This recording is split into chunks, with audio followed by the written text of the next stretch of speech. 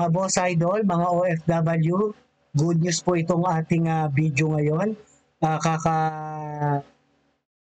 up lang sa akin ni Pinas News at nang nakita ko nga ito ang balita, no? Nahuli na daw si Kibuloy Apollo. So arrested din kasama nila si Jacqueline Hoy, si Ingrid Canada, si Crescente Canada at si Silva Semanes. Kanina tong hapon, mga 5:30 dito sa Davao. Doon nila nahuli.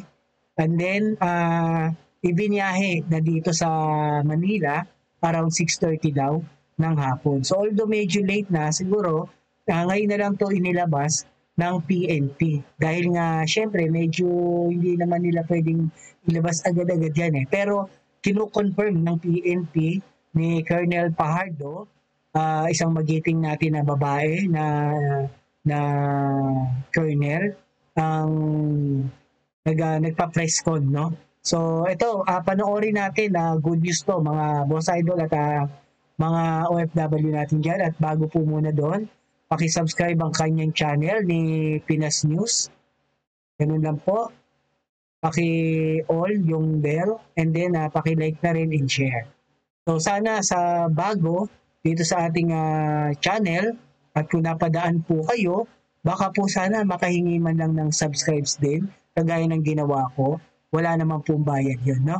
Ito na po, ihahatid ko po sa inyo ang good news dito sa nagawa ng ating mga kapulisan.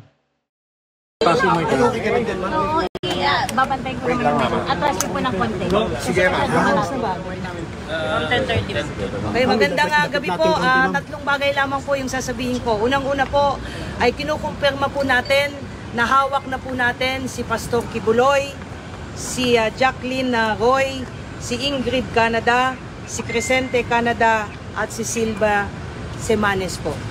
Nakuha po natin yung custody po nila around 5:30 this afternoon at mga bandang 6:30 po ay nilipad po natin sila mula po sa Davao at papunta po dito sa Villamor po tayo lumabas. Lumapag po sila ang C-130 lulan po nitong mga nasabing individual at nakakating po sila dito sa Villamor na around 8:30 ng gabi at nakakating po tayo dito sa custodial facility na mga around 9:10 ng gabi po. Sa ngayon po ay nag-undergo po sila ng booking process. Kasama na po dyan yung fingerprint at mugshot at natapos na rin po yung physical and medical examination. At nangyari po itong pangyayari po na ito dahil kanina pong mga bandang 1:30 po ng hapon ay nagkaroon po ng negosasyon para po sa mapayapa po nilang pagsuko dahil binigyan po natin sila ng ultimatum ng within 24 hours po ay kailangan po nilang sumuko at nagkaroon po ng negotiation. So ito po ay joint efforts po ng PNP and AFP. Ma'am, sa loob po ba ng sila sa loob ng Kingdom of Jesus Christ sumuko? Doon po mismo sumuko? Yes po. So magandang tanong 'yon, no? At talagang doon tama yung kutob ng mga kapulisan natin na talagang may heart beat daw doon sa sensor or scanner na gamit ng mga PNP, no? So hindi nagkakamali ang scanner at talagang hindi nila tinantanan yan at talagang nandun nga. Ayan, good news talaga to mga boss idol, no? At mga OFW natin na kumikilos ang ating kapulisan talaga ngayon. So kailangan pa nating mahuli si Bantag at saka yung congressman na Cervantes ba yun? Yung medyo kalbo. So paki-comment down below ano ba pangalan na, medyo nakalimutan ko na. Apo. Sa loob po ng KOJC compound po natin sila nakuha. Ma'am, dito sa loob ng PNP Custodial Center, magkakasama po sila sa isang kwarto? Paano po mangyayari? Wala pa po tayong detalye po dyan. Maraming salamat po, yun lamang po. Ano po yung mga susunod na mangyayari po? Ongoing po yung processing po ngayon dahil 5 katao po yan. Sabay-sabay po silang binubuking po ngayon at na-inspect na rin po sila at nasa maayos naman po silang kondisyon. Although some of them based po doon sa medical examination po, medyo mataas po yung BP. But other than that, okay naman po sila at tuloy-tuloy po yung processing po ngayon. Ma'am, which case po sila na binuking po kanina? Lahat po ng kaso at diyan din po nangyari pagdating po nila dito sa custodial ay isinerve po yung warrant of arrest po sa kanila. Kung matatandaan niyo po, 3 kaso po ito.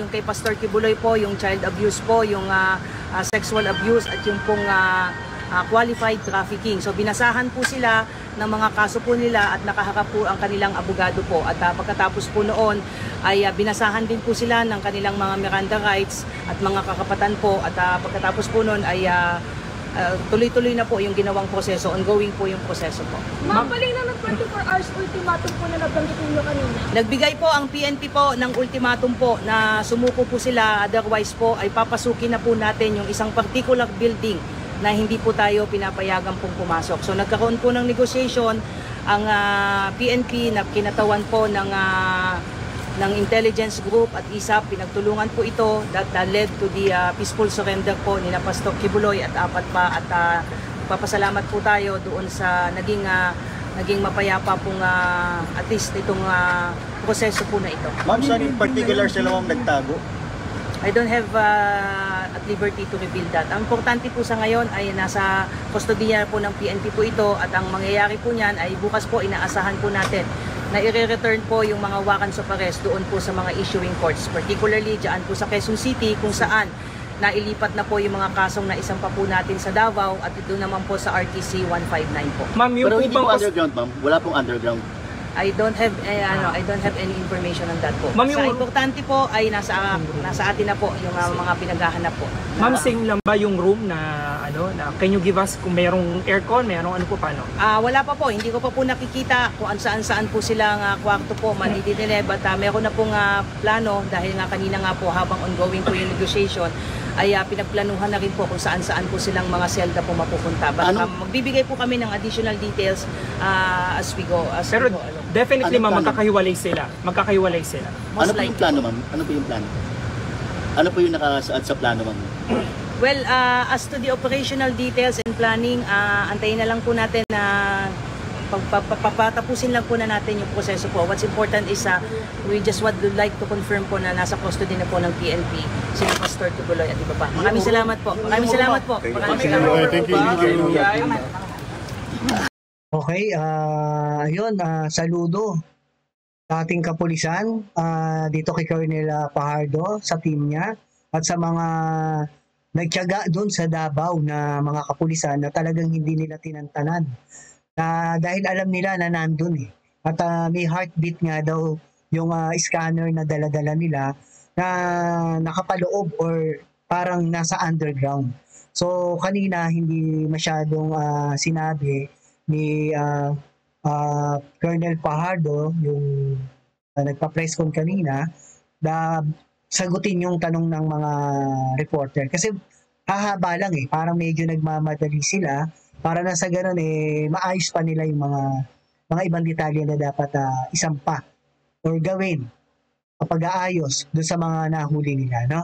At ayun, saludo. Okay, mga kapulisan natin ngayon, maraming magaganda silang ginagawa at iuwi na rin nila si Alice Guo.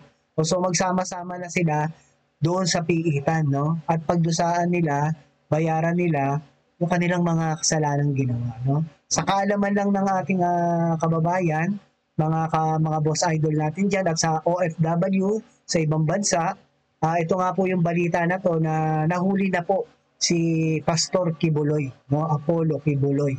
At yung mga kasama niya pang ibang mga alipores niya na nagtatago din doon sa Kingdom of Jesus Christ mismo sa loob. Malamang yan sa underground yan, no?